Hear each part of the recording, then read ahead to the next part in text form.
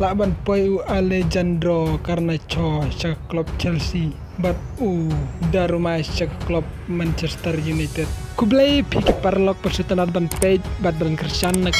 por subhaban share bat like bat subscribe ke channel. Uno ay kubor Fabrizio Romano itu baka Manchester United bat ke Chelsea kita jan bha ban soyo Alejandro Garnacho. Marka Manchester United kanang petemai ki player pendek kaim tak samoy liur arjar pesan arjar pendraw pat kala dep soy ki laingut ki rangle kai petemai kata usnem Matheus Uchuha Brian Nebono bat Benjamin Sesko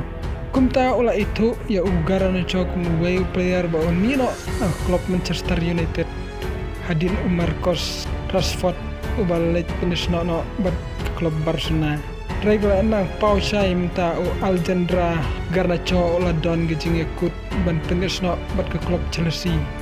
Kumbale tu hagine kisni beladep. Garnacho ula pau sai ba ukwa tang ke klub Chelsea. Ban yo ila kailang bat Enzo Fernandez. Kini ge arliang mamla geladep ban menjur lang Ramono oleh tu ba jing ita apring une orang lekai ba first name kerta bat klub Chelsea kalong 4% kumta ki kubor ki penskem ba ugarana cho ukwa bandai cha klub Chelsea nomor ba kina ki arti ki klub kira keren pendaj menta bat hagawe pat ke kubor la itu ba Manchester United kena perkat ban ailat kenong abgol Andre Onana ba unmino daga ba airam na klub Manchester United tara kiyo no abgol ubat temai kumta kilajit ng kong menta uday udana rumah jong klub Paris Saint-Germain